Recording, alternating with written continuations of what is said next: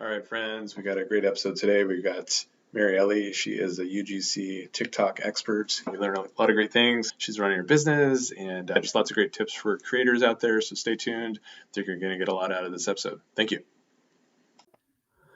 All right, folks, got a great episode today. Welcome to the show. Welcome to the show, Mary Ellie. I did it again. I know, but it's great. It's a great blooper. This is great. It's Mary Ellie. Mary Ellie, yes. So welcome to the show. Yeah, real quick before we get started. Mary Ellie does UGC Creative for companies on TikTok. And yeah, I found her on Twitter and she's doing lots of amazing things for different brands. Welcome to the show. Hi, everyone. Thanks for having me. I'm so excited to be here. Yeah, why don't you give a kind of quick recap of yourself? Okay. So I started creating content on TikTok, I'd say, when was it? It was during the pandemic, like many people. I own a sustainable jewelry brand, and that's when I started. I didn't know what I was doing. Essentially what happened is Gary Vee was like, if you're not on TikTok, you're not serious about your business. And I don't know what it was for me. It just clicked. So I just went nose deep into TikTok. I was posting like 7 to 10 times a day because I was trying to figure out, because I knew, like, literally I knew nothing about video creation. Like, I didn't know anything. It was like I felt like a baby that was handed like a piece of chicken and was told, like, here, try to cook this. That's literally what it felt like. So I had to like learn everything. And I am happy I did it that way. But anyways, that's how I started. 2000 TikToks later that I posted, I started doing UGC because, again, someone popped up on my For You page and was like, you can create content for brands and get paid for it. And I was like, there's no way. I thought you had to be an influencer and stuff like that. And then it kept popping up over and over again. And I had always wanted to create content for brands because my father was a photographer when he was younger, like around my age. And I've always loved photography. And I was like, oh, I'd love to do product photography for brands. And then UGC kept popping up, and I'm like, well, if I could create content and video, and I already know how to do that for my brand, then I could definitely do that for other.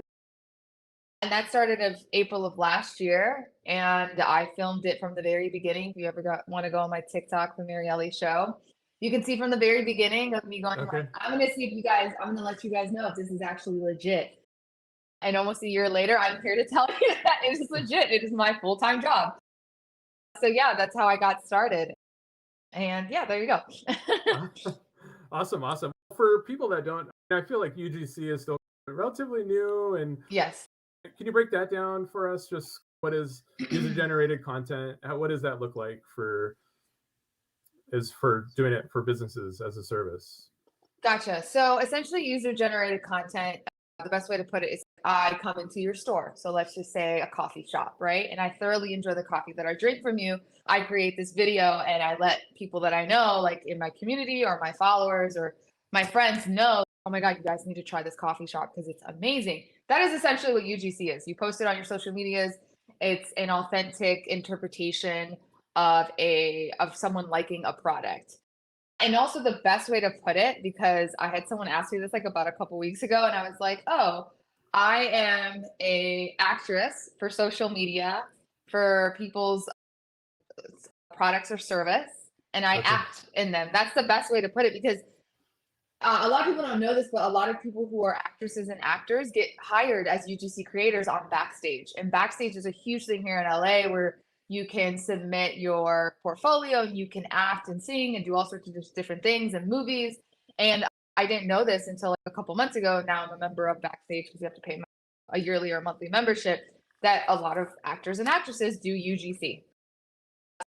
So yeah, a lot of people don't know that. A lot of people think that it's just like one singular thing where it's what everyone sees on TikTok. I think the most recent one that I could really talk about is Mary Ruth. Mary Ruth had this girl talk about how she was taking this multivitamin and she was like, oh, I went to my hairstylist and my grays are going away, and it blew up.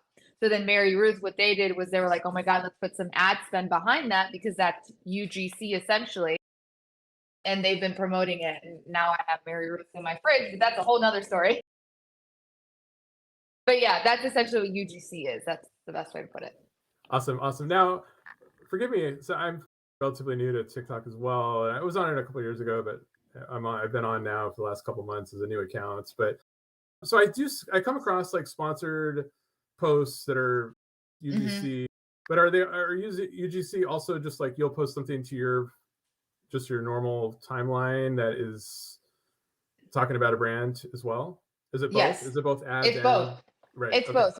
UGC can become an ad, essentially. Right. Okay.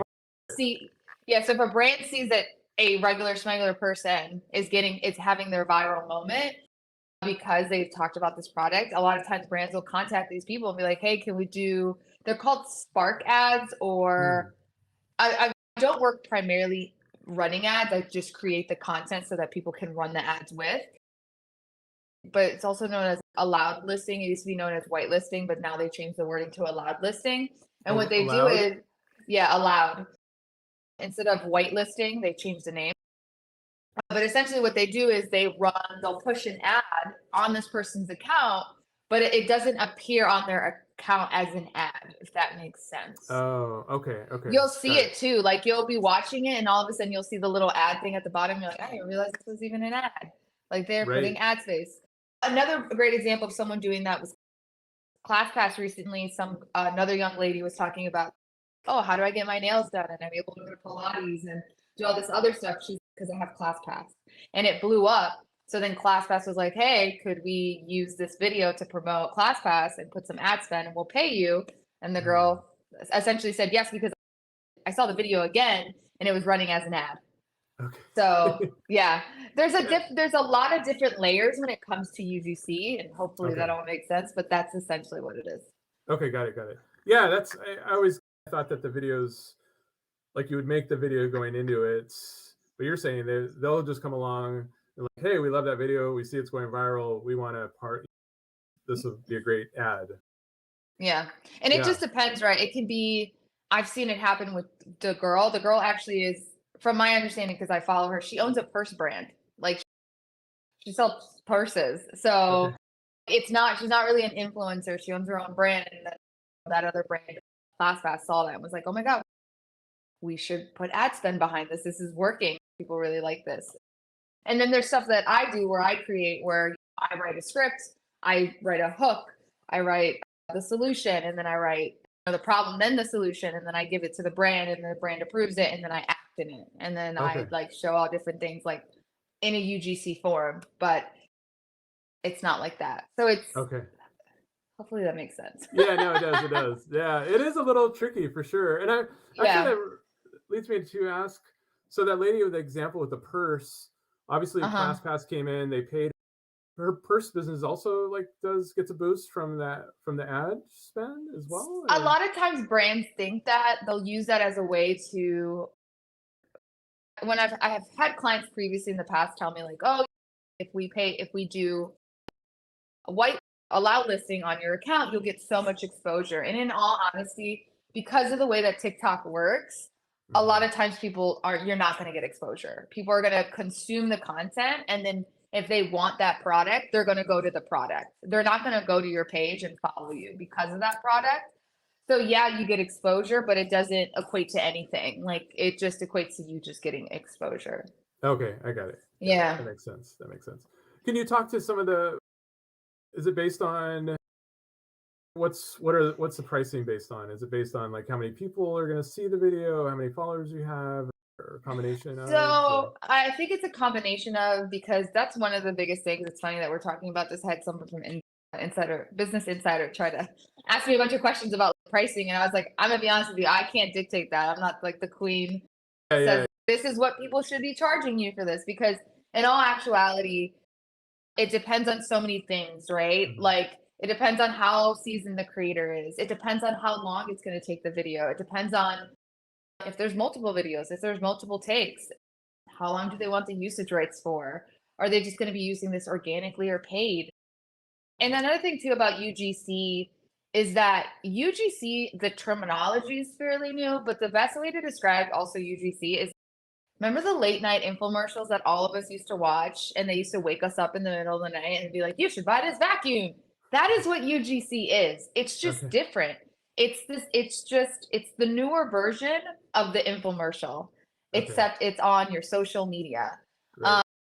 And now, because everyone has gotten so much ad fatigue just from regular television, you're having to find different ways to advertise this. It's kind of like when you watch Transformers and Ford is clearly pictured in all of Transformers. It's because they want to be there because it's brand recognition and they're paying for that space, but it looks natural. But you also know, did they pay for that? I don't really know. I'm here for the Transformer movie. So it's kind of like that. It's that kind of thing. When it comes to pricing, just to go back to your question, it depends on many factors. And to say one price wouldn't do it justice to the whole entire community of content creators and influencers. Got it. Yeah, that makes sense. That makes sense. Yeah. That's like somebody asking me how much is a website, and it's yeah. Do you want a landing page, or you just want to put a paragraph in? Like, you know what I mean? Or do you want a full enterprise? Yeah, there's so many different things, nuances, and that's awesome. So do you, now that you are in this world, has it changed kind of the way that you create? And are you thinking about, oh, if I did this now, this might open me up to more offers or deals, or does that change the way you create? I think it's broadened my horizon on what I can offer as services to people, because like I just didn't know. I knew that you can make money online, like I've always known that, but until you're like really in it and then you actually start getting paid for these things, your mind starts just like expanding even more. Because I have UGC friends now, but when I first started doing UGC, like it was me in my office, in this office, figuring it out. And the way that I figured it out was I went on Fiverr and I typed in content creator, I typed in videographer, and then I started looking at all the different services that people were providing. And I'm like, people are getting paid to script. People are getting paid to be spokespersons and script read. And I was just like, wait, this is crazy. And then I was like, wait, you're doing it at the convenience of your own home. I don't even have to leave my house. And they're getting paid hundreds of dollars, not like $30 an hour. $500 for 30 minutes of a script read, which is insane. This is like a new thing that I also just discovered. It's called spokesperson on Fiverr, but like I didn't know that you could get paid to be the person that does the welcome, what's it called? The welcome videos for new employees. Like you see those, like when you go work for a new employer and like they go through all the like training and stuff. Like I didn't know that I could be that person and get paid for it from home. And I was just like, wow, I don't know. It's pretty crazy. So my horizon of all the things that I have that like I had all, what's it called? You're probably gonna have to cut this off because I'm like all over the place. But no, I love it. This is great. I had a tool belt, right? That was really heavy. And I didn't know the tools that I had. That's the best way to put it. Okay. And it wasn't until I started doing this, because I literally did not know that because of all the things I had done in like from 21 until 30, like I didn't know that all the things I had done for work, I could do as a content creator. And I was now able to stop allowing my tool belt to be so heavy and start taking those tools out and using them and getting paid to use them. So it was just it just expanded my brain. That's the best way. Like my brain is now, oh, I can do so many different things. Like I am not just one singular thing. Yes. Yeah, I relate to that so much, because I feel like what I've learned in the last 20 plus years of marketing and building websites and copywriting and editing videos, it all comes to where I'm at today, and I'm creating more content. I'm doing a podcast.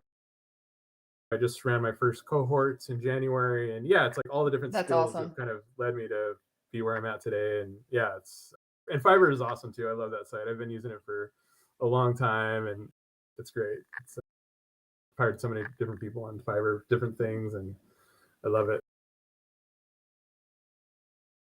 Can you speak to any projects you've worked on, or are they all like top secret, or? No, they're not top secret. Okay. So any that come to mind that you? So I think the coolest one that I worked on recently was with AG1. I got that through an app called B-Roll, which I love B-Roll. Shout out to B-Roll. Brian, the owner, is really great. It's a great app where if you're someone who would like to just like work with brands, you can go on there and it's super easy. And they have small, medium to large brands that you can work with.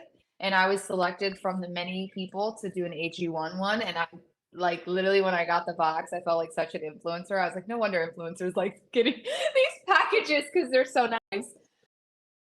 But yeah, I was really like honored that they selected me, and that was one of the biggest ones that I had worked on. And all my friends from like friends that I hadn't talked to in years, like literally years, is this you? And I was like, no, it's not me. And clearly it was. Okay.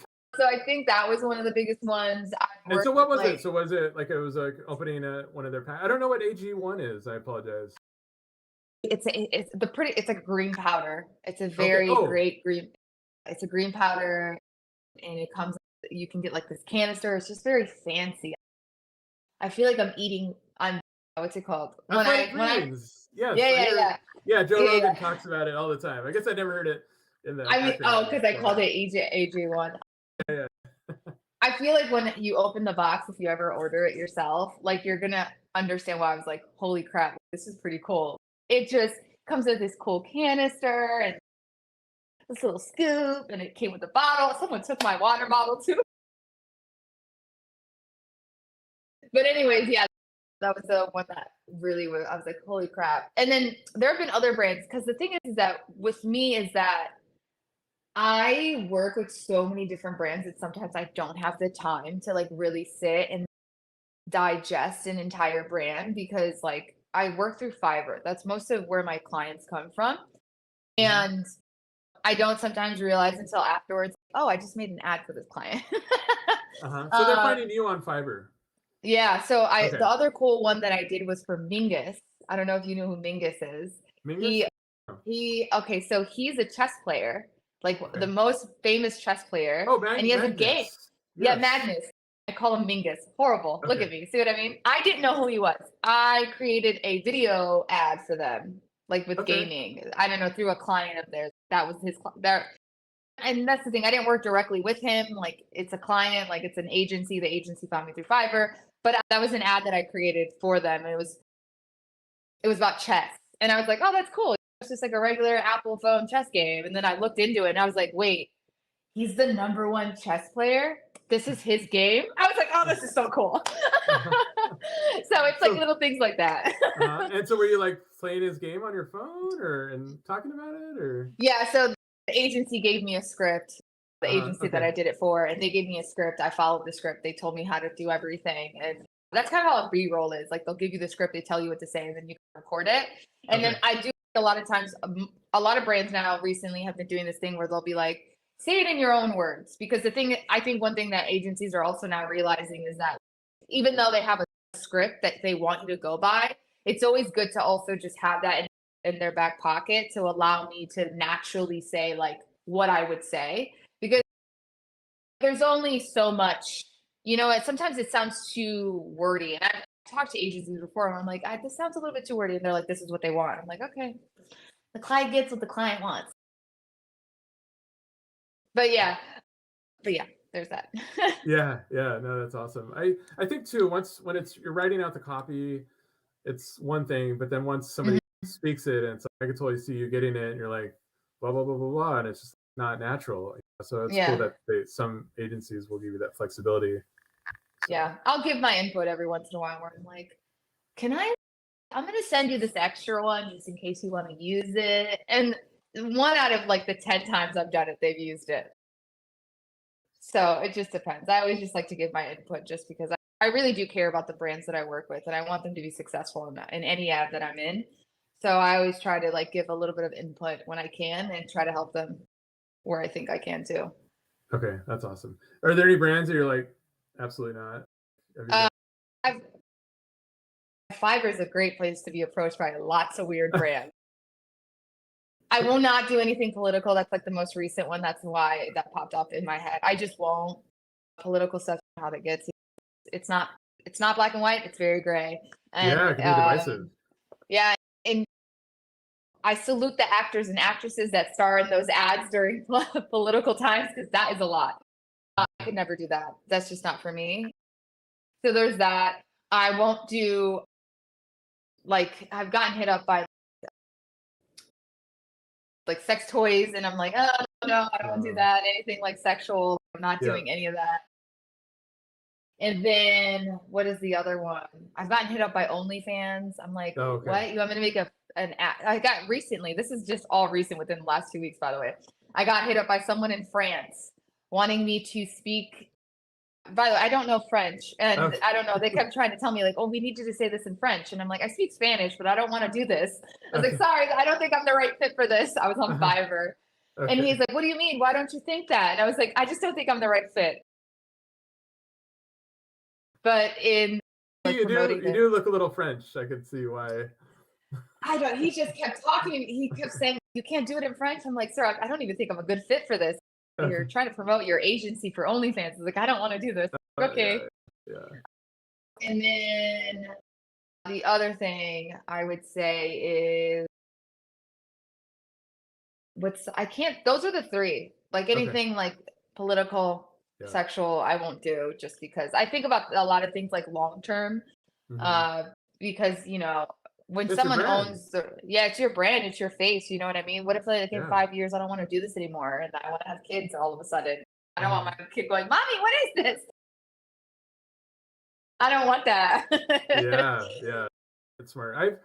I've done a little political stuff, but I've never with my face. I've been like marketing, like web development and social media ads. But I did turn down some kind of vaping business.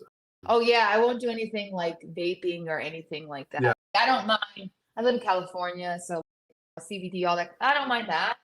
When it comes to like vaping, just because it's not for me. I've gotten hit up by vaping companies before, and I was like, no, I'm okay. Yeah. Yeah. So what's your so right now it sounds like you're a one person business, correct? I'm a one person show. So let's say 6 months from now you're just like you're getting so much business. Are you thinking about what would happen if you had so much, turn it into hire somebody and then start, or what are your thoughts on that? So I definitely want to hire a VA. I tried hiring a VA actually this past year and it just didn't work out. And the reasons why is you'll randomly see me. We follow each other on Twitter. So you'll see me talk about it. So on Fiverr, the thing that I love is the fact that everything is encompassed and is on their platform, which is great. I don't have to worry about payments. I don't have to worry about contracts. I do everything on the platform and it solidifies everything. The only thing that I don't like about Fiverr is that they don't have an admin feature, which essentially allows like someone, if you had a big business, which there are a lot of businesses who run their agencies on there, it doesn't allow me to give someone admin features to be able to run my account and not allow them to see everything. And when I was doing it, I noticed because the cool thing also about Fiverr is Fiverr allows you to see your analytics to see how like your gig is doing on their platform.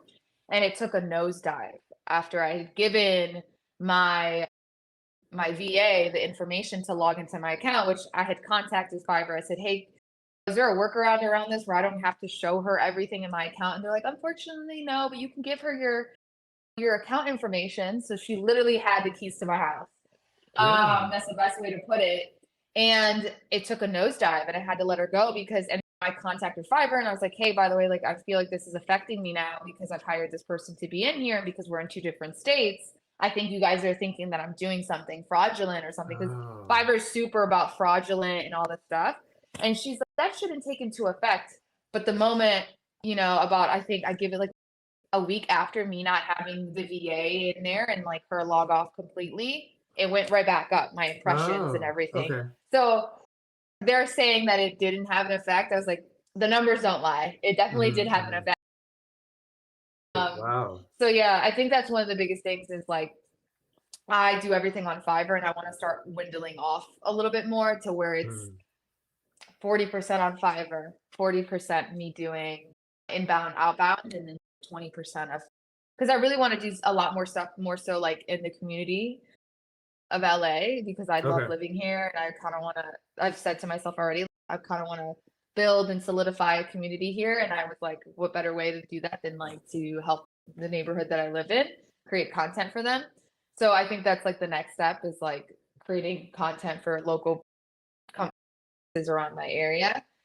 and hopefully I can hire a VA that can come in and get all that stuff without having to be on Fiverr. Yeah. Yeah. Yeah. VAs are tricky. I had one recently too, and it lasted like a week, and she just dropped the ball on a few things, and I'm just like, there's too many red flags here within a short time that I'm just like, I don't have time to waste here. Yeah, finding a VA is not as easy. Everyone always says, just hire a VA. And I'm like, it's not as easy as it sounds. Like, there's a reason. Yeah, for sure. I think for you too, it might just be, you got to figure out like what can you, could it be help with your cutting some of your videos down or whatever it is, like one or a few tasks like that where it's like pretty straightforward. I did have that. I still have a video editor that helps me out anytime I don't have time. So that's another thing, because I love editing videos, but again, video editing does take a lot of time, especially when you're acting, you're script writing, and you're recording all of it yourself. So those are the two things that when I did have them over the summer were great. It allowed me to bring in more business and things like that. But then once the whole thing with Fiverr started happening where my impressions started going down, I was like, I have to get rid of the VA. I can't take any more business on right now. So that's where I'm at. Right now, I'm at the point where I can expand. I just have to expand off of the platform of Fiverr. Okay. Yeah, that makes sense. Yeah. So I was going to ask you about what's the local. So it sounds like right now, all the businesses are not like around you, but you want to start approaching some businesses. And how do you see that like working out, or just approaching like a business that you normally go to and just. So I used to do door-to-door sales. So me going into a business and asking for the owner's number, I don't really care. I could care less. I think the way that starts is just like by me approaching them. Like I've done a little bit of research on some brands that I really like in the neighborhood that I live in, and they don't create content like they should be. And it's something that like you can just, it's funny because you can see the difference between a brand that really utilizes TikTok in order to promote their services, even at a local level, and then versus the person who doesn't. And there are LA's that type of city where if like people like a local brand, they're always going to go to it. But you could just see that if they were to just take time to really focus on their TikToks or their social medias and the content creating for it, it would just catapult their business in so many different ways, especially on TikTok.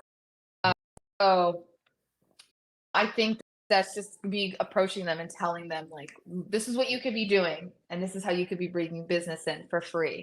That's the thing that I think a lot of people don't understand about TikTok, especially like as a small business. Sometimes they're really intimidated because it's video and stuff, or even a medium business, is that like right now TikTok is like when Instagram first started. Like it was so many people were making money. People like, for instance, me, people had their own online stores and this and that. And it was like the Wild West. You were in there when you got in there, you were going to make money. And that is the same thing with TikTok. That happens with every platform. When you get in there in the very beginning and you start utilizing it way more than everyone else, instead of just like sitting behind going, oh, I don't want to do that because I'm not ready, you're never going to be ready. And then when you want to be ready, it's too late. Because now that window it's getting smaller and smaller. And that's what's happening with TikTok. Now more brands are getting on there. You have brands like Scrub Daddy that are killing it. You have brands that like Nerf Gun that has like their own creator that creates a bunch of Nerf Gun videos.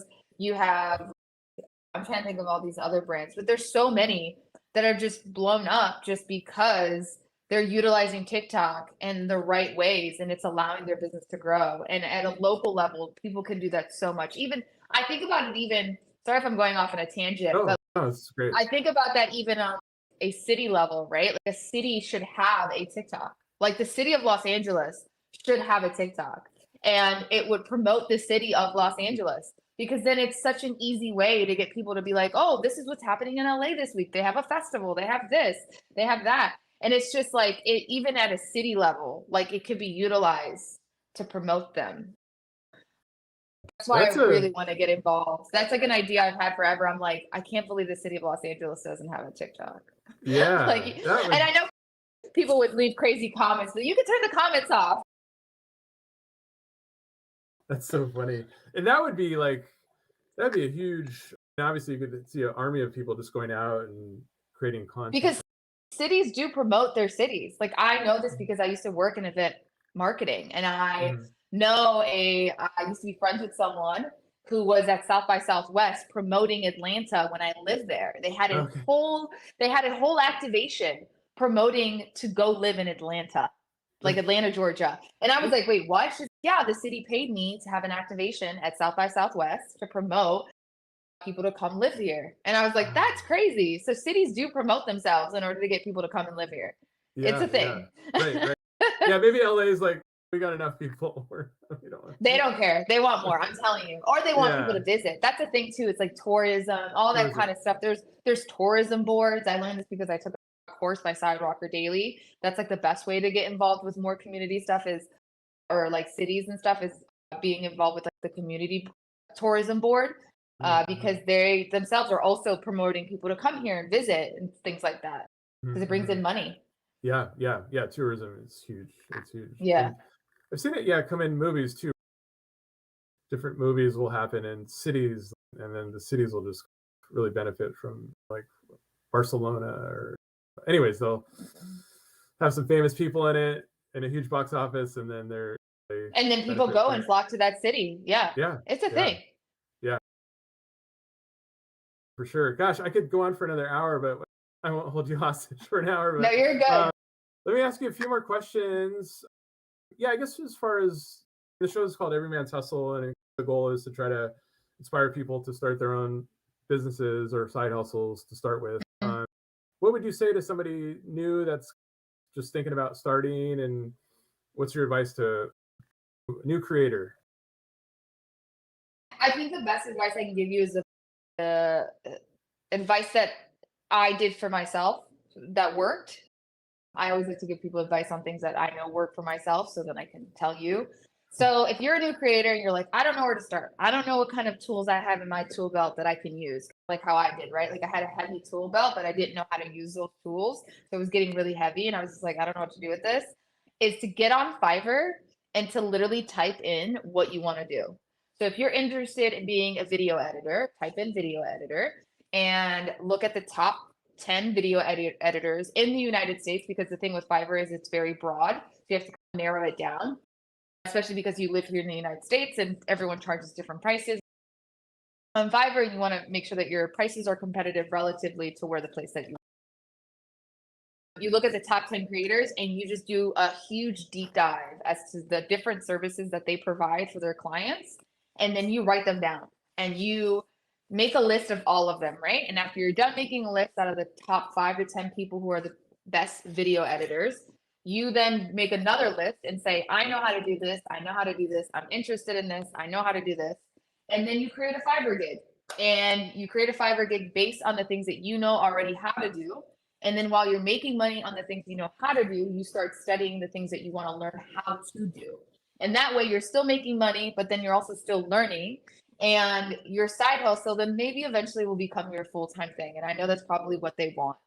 So that is the best advice, because that is what I did. And look where I am now. And it could be for anything. It could be someone who, I want to be a writer and I don't know how to do that. I want to be an editor. Go on Fiverr and type in editor. And you don't even have to offer your services on Fiverr, because a lot of times I hear people say the narrative of like, oh, Fiverr's so cheap, or there's so many people on Fiverr. You don't have to start on Fiverr. You can go on Upwork. There are so many different platforms that are for freelancers nowadays that you don't have to start on Fiverr. You can solicit your services on Upwork. You can go on Twitter. You can go on TikTok. The amount of people that I know that work in the same field that I do that literally have never been on Fiverr or Upwork, and all they do is post their work on Twitter and TikTok, and all they do is get inbound, is astronomical. So the tools are there, right? I think people just need to figure out which one works for them. Because I'm on Fiverr, but a lot of people that I know who do the same thing as me are not on Fiverr. They're more on Twitter and they're more on TikTok, and I'm more on Fiverr and Twitter. And so you kind of have to find your avenue and figure out what you want to learn how to do and what you're good at, and then go from there. Okay, awesome. Yeah, I love that. That's succinct and it makes sense. That's great. Yeah, because you don't know what like me, like I didn't know the things that I could offer as an individual, like besides the content creator stuff, until I went on Fiverr and I deep dived. Like I didn't realize it. Like I didn't know that you could get paid to be a voiceover actress. I knew you got paid to be an actress because I watched Rugrats when I was a kid, and I knew that was like a paid voiceover person or whatever, a voice actress. But I didn't know. It's not until you see it, the reviews of the people, and you see a person like a real human being getting paid for those kind of things. You're like, wait, I could do that too. Like I can do it. So yeah. So how many different gigs do you have on Fiverr? Is it okay if we post your Fiverr information Oh below? yeah, for sure. Right now I have 3, and I'm literally Okay. about to put 3 more this week. Okay. I'm going to be putting script writing. I'm going to be putting one for just apps. So just because I get hit up by a lot of tech companies that want me to do ads for their apps on the App Store. And then the third one is to spokesperson and script reading. I had it up, but I took it down because I wanted to revamp it. That's the 3 that I'll have additional to the other 3. Okay. Awesome. I'm a lover of tools. Can we speak briefly to your tool stack? Tool stack. Do you mean like the apps that I use in order to run my business? Yes. Or do you mean, okay. So right off the bat, because I just got done using it, Notion's really great. It's a great platform. It really keeps you organized. My Google Calendar, oh, I love that thing with the bottom of my heart. I just learned now recently that you can layer calendars on there, which I was like, wait, what? And I was like, this just opened up my OCD and organized. Like I love being organized when it comes to stuff like that. So I was just like, oh my God, this made me so happy. So like now I'm going to be able to organize because I work on so many different platforms and with different clients. Some clients are just email. Some clients are what's it called? Are Fiverr. Some are Upwork. Now I'll be able to layer those in different calendars. So now I know on my calendar when stuff is due. Because usually I just have it on Notion, and now I'm like, oh, I can color coordinate everything and make it all pretty. Oh, nice. So yeah, so you can have calendar for client A, calendar for client B, and yep. When everything is due, which is great. I love it. Yeah. I love when my phone dings and tells me it's time for you to have lunch. I love it. Right. There's that one, and then let's see, what are the other tools that I use that are done? I think those are the main 2. It's my Google Calendar and Notion. Video editing? What do you? Oh, video editing. So right now I currently use Inshot, and it's all on my phone. Inshot, I used them a long time ago. I know a lot of people use, what's the other one that everyone uses? Yeah, everyone uses CapCut. I've just been a fan of Inshot for a long time. Okay. I don't know why I think that's because I probably heard someone on TikTok talking about like Inshot's great. And I was like, okay, good. I'll just give it a try. And I gravitated towards it. But yeah, Inshot is what I use for video editing. I'm trying to think of the other tools. Neewer, for when it comes to lighting, Neewer is my favorite company for anything lighting and Neewer? Yeah, they're on Amazon. It's Neewer. They've got great lighting, great everything. I'll give you an example. So like this thing right here, I love this thing. I'm going to pull this out, but this right here is a tripod that I use when I'm recording cooking videos, and it's by them.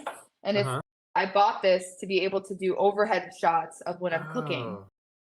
It's a great tool. I love this thing. This thing cost me like $60 to put all together, but it's the best $60 I've ever spent. And it's by Neewer. Yeah. And you can even put a mic on here. So if you ever wanted to switch this out from this, you can put a mic. Yeah, Neewer's a great company. I love them. So yeah, those are my tools in my tool belt. Your tool belt, which is not so heavy now because you know what? It's not. Now I love using them. Yeah. That's awesome. Yeah, I think maybe we could touch base with you again in a couple months. I'd love to talk to you more. 6 months to see where I'm at. That'd be great. That'd be hilarious. I love that. Yeah, totally. Yeah. Why don't you quickly tell people where to find you? I'll have links below as well. Sure. So mine is really easy. The best way to find me, if you want to follow me on TikTok, Instagram, or Twitter, it's The Marielli Show. So TheMari. Wait, I can't even spell my own name. Mariely. And then the show. And if you're wondering why do I call myself that, it's because my favorite movie is The Truman Show. Okay. and it literally is what we do. Okay. I don't know. Have you seen the Truman Show? I have. I love it. It's crazy. Yeah. So it just reminds me of what we do a lot. So that is why. Yeah. Right. It's all an illusion. It's all an illusion. But yeah, that's my name is the Mary Ellie Show. And then if you ever want to work with me, you can email me. And it'll be at lcommercehelp@gmail.com. And then if you want to contact me or find me, you can also find me on Fiverr. But that's a longer link that has way too many numbers, which I don't know what it is. Okay.